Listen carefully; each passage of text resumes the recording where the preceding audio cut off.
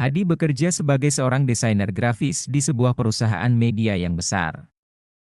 Ia dikenal sebagai orang yang pintar dan penuh ambisi. Namun, di balik prestasinya, Hadi seringkali merasa lebih baik daripada orang-orang di sekitarnya, terutama mereka yang menurutnya tidak cukup profesional atau berjuang keras. Setiap kali ia melihat rekan-rekannya bekerja dengan cara yang berbeda darinya, ia tidak segan-segan memberi komentar. Ia sering membandingkan diri dengan orang lain, merasa bahwa usahanya lebih maksimal, dan bahwa cara kerja orang lain kurang efisien. Hadi selalu berpikir bahwa jika orang lain bekerja lebih keras dan lebih cerdas, mereka pasti bisa mencapai kesuksesan yang sama seperti dirinya. Suatu hari, perusahaan tempat Hadi bekerja mengadakan proyek besar yang melibatkan tim dari berbagai divisi.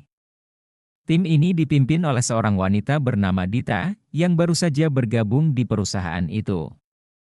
Dita, meskipun baru, memiliki pengalaman yang cukup di bidangnya, tetapi cara kerjanya berbeda dari apa yang biasa dilakukan Hadi.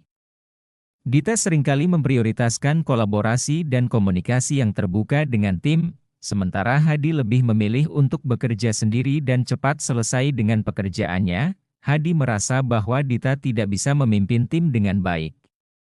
Ia sering merasa frustasi melihat Dita lebih banyak berdiskusi dan berbicara dengan tim daripada langsung memberikan instruksi atau mengarahkan mereka secara tegas. Ini bukan cara yang efektif, pikir Hadi.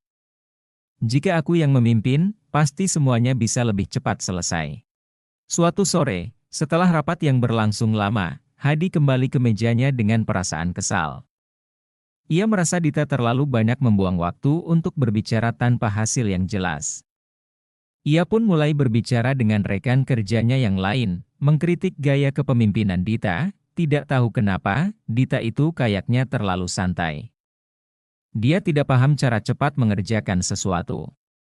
Semua harus diskusi dulu, padahal itu cuma buang-buang waktu, kata Hadi dengan nada kesal. Rekan kerja Hadi hanya mengangguk. Namun, ada yang berbeda kali ini.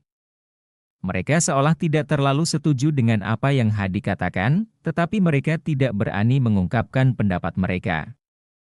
Di sisi lain, Hadi merasa semakin yakin dengan penilaiannya.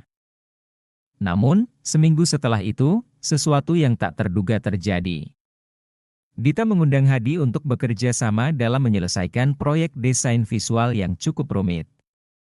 Hadi, yang merasa bahwa ia selalu bisa menangani desain dengan lebih cepat dan efisien, menganggap tugas itu tidak akan sulit.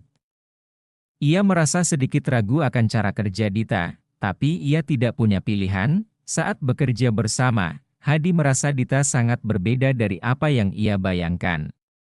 Dita memberikan ruang bagi setiap orang untuk berkontribusi, mengajak Hadi untuk mendengarkan ide dari anggota tim lain, dan memimpin dengan cara yang bijaksana. Meskipun awalnya Hadi merasa canggung, lambat laun ia menyadari betapa pentingnya perspektif yang diberikan Dita. Diskusi yang selama ini ia anggap membuang waktu, ternyata memberikan solusi yang lebih kreatif dan memuaskan. Saat menyelesaikan proyek, Hadi merasa bangga dengan hasil kerja timnya. Proyek yang awalnya dianggapnya akan berjalan lama dan sulit, ternyata dapat diselesaikan dengan baik berkat komunikasi yang terjalin dengan baik antar anggota tim. Hadi pun merasa kagum dengan kemampuan Dita yang bisa membawa tim bekerja dengan harmonis, bahkan meskipun gaya kepemimpinannya berbeda dengan yang biasa ia lakukan. Setelah proyek selesai, Dita datang menghampiri Hadi. Terima kasih sudah bekerja sama dengan baik Hadi. Aku sangat menghargai kontribusimu. Hadi tersenyum, merasa malu atas penilaiannya yang dulu. Maafkan aku Dita. Aku dulu mengkritik cara kerjamu. Aku pikir cara kerjamu tidak efisien, tapi aku baru sadar bahwa cara kerja kita bisa berbeda, dan hasilnya malah lebih baik. Dita tersenyum bijak. Tidak masalah Hadi. Setiap orang punya cara dan perjalanan hidupnya sendiri. Yang terpenting adalah kita bisa saling belajar dari satu sama lain. Pada saat itu, Hadi menyadari bahwa dirinya telah terlalu sering menilai orang lain tanpa benar-benar memahami situasi mereka. Ia menyadari bahwa setiap orang memiliki kekuatan dan cara unik mereka dalam mengatasi masalah. Dan tidak ada yang sempurna. Begitu juga dengan dirinya sendiri, Hadi memiliki kelemahan yang seringkali tidak ia sadari. Ia merasa malu karena sering meremehkan orang lain tanpa melihat dengan lebih mendalam. Sejak saat itu, Hadi memutuskan untuk lebih berhati-hati dalam menilai orang lain. Ia mulai melihat orang-orang di sekitarnya dengan cara yang lebih terbuka dan penuh pengertian. Ia belajar untuk menghargai keberagaman cara berpikir dan bekerja, dan yang terpenting, ia belajar untuk lebih menerima kekurangannya sendiri.